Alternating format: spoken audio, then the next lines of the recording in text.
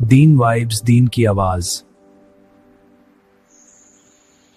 اکثر لوگوں کو یہ صورت یاد ہوتی ہے اور وہ نماز میں اس کی تلاوت بھی کرتے ہیں، لیکن اس کے معنی اور مفہوم چونکہ سامنے نہیں ہوتے، وہ اس صورت کو پڑھ کر اس کے مضامین سے لطف اندوز نہیں ہو پاتے۔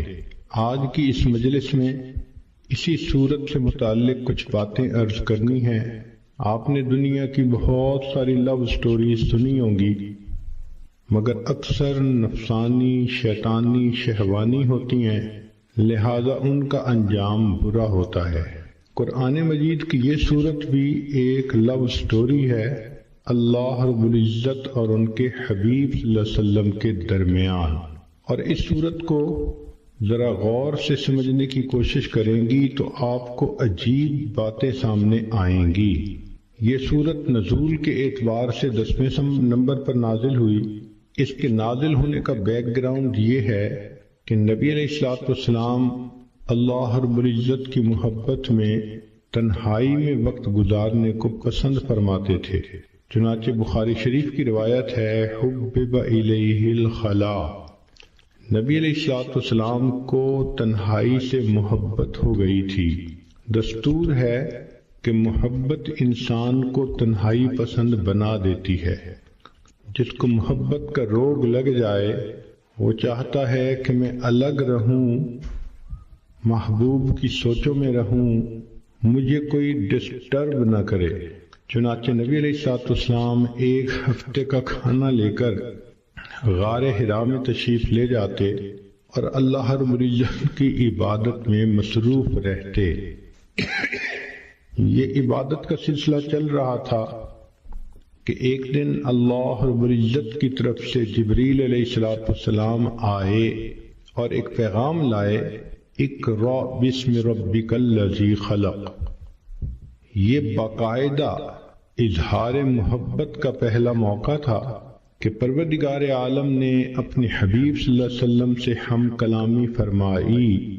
پھر نبی علیہ السلام کو یہ حکم ملا کہ آپ جائیے اور لوگوں کے سامنے میری وحدانیت کو بیان کیجیے۔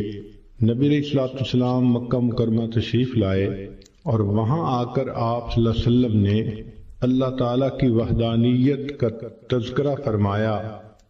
چونکہ مکہ مکرمہ میں مشرکانہ ماحول تھا، بیت اللہ شریف کے اندر 360 بت رکھے ہوئے تھے، تو اس ماحول میں توحید کی بات ایک اجنبی سی بات معلوم ہوتی تھی۔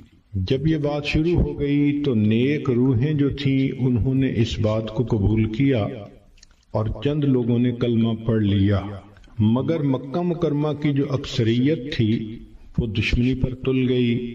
ویسے تو ہر گھر میں یہی تذکرے، ہر مرد کی زبان پہ یہ تذکرے، ہر عورت کی زبان پہ یہ تذکرے، جو کلمہ پڑھتا تھا تو قریش مکہ اس کو تکلیف پہنچاتے تھے، سزائیں دیتے تھے، تو یہ تذکرے ہر کچے اور پکے گھر کے اندر ہوا کرتے تھے۔ قریش مکہ انتظار میں بھی ہوتے تھے کہ دیکھتے ہیں کہ اب اور ان کو کیا پیغام ملتا ہے، اور چونکہ یہ محبت کے پیامبری کا ایک نیا سلسلہ تھا تو نبی علیہ السلام کو بھی انتظار رہتی تھی کہ میرے رب کی طرف سے مجھے کب پیغام ملتا ہے۔ اس کیفیت کو وہی بندہ سمجھ سکتا ہے جو اس پروسیس میں سے گزرا ہو کہ جہاں محبت کا تعلق ہو وہاں سے میسج آنے کا کتنا انتظار ہوتا ہے، اور اگر نہ آئے تو دل میں کتنے وسوسے آتے ہیں، خیالات آتے ہیں، اور انسان کی پریشانی کس حد تک بڑھ جاتی ہے۔ نبی علیہ السلام کے ساتھ یہی معاملہ پیش آیا کہ کچھ عرصہ تو وہی آتی رہی، پھر اچانک بند ہو گئی۔ انتظار مگر کوئی پیغام نہیں آتا، تو جب انتظار کی گھڑیاں لمبی ہو جائیں تو دل بے قرار ہوتا ہے۔ اللہ کے حبیب صلی اللہ علیہ وسلم کا دل مغموم ہے، سوچ میں ہے کہ اللہ رب العزت کی طرف سے اب کیوں پیغام نہیں آ رہا۔ ظاہرہ کوئی وجہ بھی سمجھ میں نہیں آ رہی۔ اب ایک غمزدہ دل کے سامنے کوئی تانے کی بات کر دی جائے تو غم اور زیادہ ہو جاتا ہے۔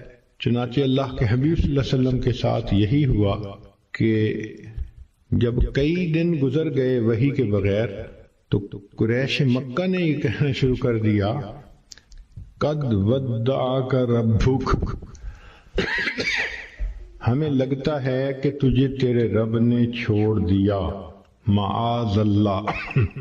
اب یہ بات نبی علیہ السلام کے دل پر ایک چوٹ لگا گئی۔ انسان سب کچھ برداشت کر سکتا ہے، محبت کا تانا برداشت کرنا بہت مشکل ہوتا ہے۔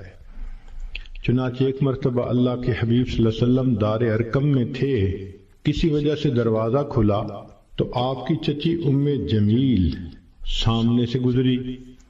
اس نے جب نبی علیہ السلام کو بیٹھے دیکھا تو تانا دینے لگی کہ اے محمد صلی اللہ علیہ وسلم، جو شیطان تجھے وہی کرتا تھا وہ تجھ سے روٹھ گیا ہے۔ زخم پر جب زخم لگتا ہے تو دکھ بہت زیادہ ہو جاتا ہے۔ تو اللہ کے حبیب صلی اللہ علیہ وسلم کا دل پہلے مغموم تھا، اس عورت کی بات نے جلتی پہ تیل کا کام کر دیا۔ محبوب صلی اللہ علیہ وسلم کا دل بھر آیا۔ آپ نے دل میں سوچا، اللہ، ان لوگوں نے مجھے ساحر کہا، برداشت کر لیا، مجنون کہا، میں نے برداشت کر لیا، دیوانہ کہا، میں نے برداشت کر لیا، مگر مجھ سے یہ جملہ تو برداشت نہیں ہوتا کہ آپ نے مجھے چھوڑ دیا۔ اے کریم، غار حرا میں اقرأ بسم ربک الذی خلق کے ذریعے محبت کی تار تو آپ نے جوڑی تھی، اب کیوں مجھے تنہا کر دیا کہ لوگوں کے تانے سننے پڑ گئے۔ محبوب صلی اللہ علیہ وسلم کی مبارک آنکھوں میں آنسو ہیں، اور آپ نے اس کرب کی کیفیت میں آسمان کی طرف جو دیکھا تو رب کریم کی طرف سے جبریل علیہ السلام پیغام لے کر آ گئے۔ یہ سورت نازل ہوئی، والضحیٰ واللیل اذا سجا۔ ان کی پہلی دونوں آیتوں میں اللہ رب العزت نے قسمیں کھائی ہیں۔ عام دستور یہی ہے کہ جب محبوب کسی وجہ سے روٹھ جائے، اس کو تسلی دینے کے لیے محب کو قسمیں کھانی پڑتی ہیں، یقین دلانا پڑتا ہے۔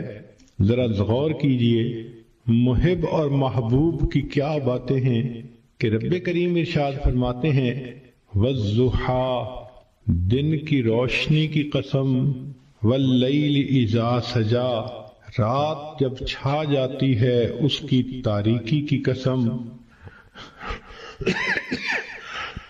تو رب کریم نے دو قسمیں کھائیں، ایک دن کے سویرے کی قسم، رات کے اندھیرے کی قسم، دن کے ہنگاموں کی قسم، رات کے سناٹوں کی قسم، دن کی جلوتوں کی قسم، رات کی خلوتوں کی قسم۔ مقصود یہ تھا کہ زمانے کے حالات و واقعات کی قسم کھا کر فرمایا۔ بعض مفسرین نے لکھا کہ جب وحی اترتی تھی اس کو دن سے تشبیہ دی گئی، اور جب وحی بند ہوئی تو اس کو رات سے تشبیہ دی، تو پھر مفہوم یہ بنے گا، والضحیٰ واللیل اذا سجا، وحی کے اترنے کی قسم اور وحی کے رکنے کی قسم۔ انسان کی زندگی میں دن بھی ضروری، رات بھی ضروری، دن کام کرنے کے لیے، رات آرام کرنے کے لیے۔ تو بغتانہ مقصود یہ تھا کہ اے میرے حبیب صلی اللہ علیہ وسلم، جس طرح وحی کا اترنا ضروری ہے، کچھ عرصہ کے لیے اس کا رک جانا یہ بھی ضروری ہے تاکہ آپ کو آرام مل جائے۔ لیکن ہمارے بزرگوں میں حضرت اقدس تھانوی رحمۃ اللہ علیہ نے اس کی عاشقانہ تفسیر کی ہے۔ وہ فرماتے ہیں کہ والضحیٰ واللیل اذا سجا، اس کا معنی یہ ہے کہ اے میرے محبوب صلی اللہ علیہ وسلم، والضحیٰ، آپ کے چمکتے چہرے کی قسم، واللیل اذا سجا، اور آپ کی سیاہ زلفوں کی قسم۔ گویا اللہ رب العزت اپنے حبیب صلی اللہ علیہ وسلم کو تسلی دینے کے لیے ان کی قسم کھا کر بات فرماتے ہیں۔ جب محبوب روٹھ جائے تو محب اس کو منانے کے لیے عموماً یہ طریقہ اختیار کرتا ہے کہ تم اپنے خوبصورت چہرے کو دیکھو، تم اپنی زلفوں کو دیکھو، بھلا یہ چہرہ چھوڑنے کے قابل ہے؟ کون اسے چھوڑ سکتا ہے؟ تو ہو بہو یہی معاملہ بنا کہ رب کریم نے فرمایا وَالضُّحَىٰ وَاللَّيْلِ إِذَا سَجَا، اے محبوب صلی اللہ علیہ وسلم آپ کے چمکتے چہرے کی قسم، آپ کی سیاہ زلفوں کی قسم، چہرہ مبارک دن کی مانند اور زلفیں رات کی مانند۔ گویا اللہ رب العزت نے اپنے حبیب کے اندر ان دونوں کو ایک وقت میں جمع فرما دیا۔ اور ویسے بھی ذرا اگر تفصیلات میں جائیں تو محب اپنے محبوب کے لیے وہ کچھ کرتا ہے جو عام دستور سے ہٹ کر ہوتا ہے۔ نبی علیہ الصلوۃ والسلام کے لیے اللہ رب العزت نے انوکھے معاملات کیے۔ ذرا غور کیجئے کہ آپ کی ذات بابرکات کے اندر سورج کے چمکتے جیسے چہرے کو اور رات کی طرح ضیاء زلفوں کو اکٹھا کر دیا۔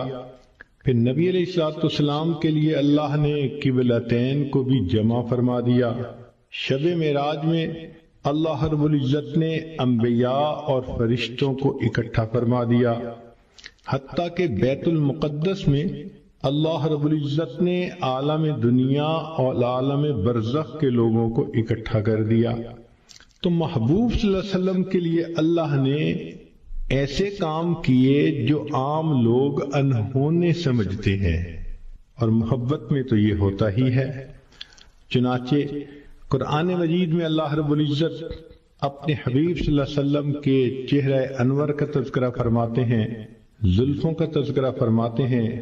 آپ صلی اللہ علیہ وسلم کی پیشانی کو اللہ نے والقمر کہا، آپ صلی اللہ علیہ وسلم کی مبارک آنکھوں کو ما زاغ البصر کہا، آپ صلی اللہ علیہ وسلم کے مبارک ہونٹوں کو اللہ رب العزت نے شفتین کہا، آپ صلی اللہ علیہ وسلم کے مبارک کانوں کو کل اذن خیر کہا، آپ صلی اللہ علیہ وسلم کی زبان مبارک کو لا تحرک بہی لسانک کہا۔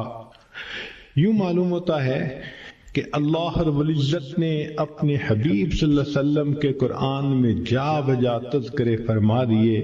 چنانچہ اس سورت کی یہ پہلی دو آیتیں قسم کھا کر بات کی گئی، وَالضُّحَىٰ وَاللَّيْلِ إِذَا سَجَا۔ یہاں پر ایک بات ذہن میں رکھیں کہ نبی علیہ الصلوۃ والسلام نے ارشاد فرمایا من سجد لغیر اللہ فقد اشرک، جس نے غیر اللہ کو سجدہ کیا اس نے شرک کیا۔ ایک حدیث پاک میں فرمایا من حلف لغیر اللہ فقد اشرک، جس نے غیر اللہ کی قسم کھائی اس نے شرک کیا۔ جس طرح بعض عورتیں اپنی لا علمی کی وجہ سے بیٹے کی قسم کھا لیتی ہیں، یا کچھ مرد عورت کی محبت میں گرفتار ہو کر اس کی قسم کھا لیتے ہیں، تیری قسم، تیرے سر کی قسم، بیٹے کی قسم، شریعت نے ان تمام قسموں کا کھانا منع کر دیا کہ قسم فقط ہم اللہ کے نام کی کھا سکتے ہیں، لیکن خود رب کریم نے اپنے حبیب صلی اللہ علیہ وسلم کی قسم کھائی، اس لیے کہ اللہ رب العزت کو اختیار ہے کہ وہ جو چاہے کرے۔ ذرا غور کیجئے کہ اللہ رب العزت نے نبی علیہ السلام کی عمر کی قسم کھائی، لعمرک، نبی علیہ السلام کے شہر کی قسم کھائی، لا اقسم بہذا البلد وانت حل بہذا البلد، اللہ رب العزت نے نبی علیہ السلام کے زمانے کی قسم کھائی، والعصر، نسبتوں کی قسم کھائی، فلا وربک، لیکن اللہ تعالیٰ نے مخلوق کو منع کر دیا کہ تم کسی کی قسم نہیں کھا سکتے۔ تو مفسرین نے اس میں نکتہ لکھا کہ جس طرح اللہ رب العزت اپنی وحدانیت میں وحدہ لا شریک ہے، تو اللہ رب العزت نے اپنے حبیب صلی اللہ علیہ وسلم کو یہ شان عطا فرمائی کہ اے میرے حبیب صلی اللہ علیہ وسلم، آپ محبوبیت میں وحدہ لا شریک ہیں، میں آپ کی تو قسم کھا رہا ہوں، لیکن آج کے بعد کوئی بندہ اپنے محبوب کی قسم نہیں کھا سکتا۔ یہ شرف فقط اللہ نے اپنے حبیب صلی اللہ علیہ وسلم کو عطا فرمایا کہ جیسے آپ میری وحدانیت میں شرک کو برداشت نہیں کر سکتے، میرے حبیب صلی اللہ علیہ وسلم میں آپ کی محبت میں بھی شرک کو برداشت نہیں کرتا۔ چنانچہ آپ کی قسم تو میں نے کھائی ہے تاکہ آپ کی فضیلت بیان ہو، لوگوں کو منع کر دیا کہ تم اپنے محبوبوں کی قسمیں نہیں کھا سکتے۔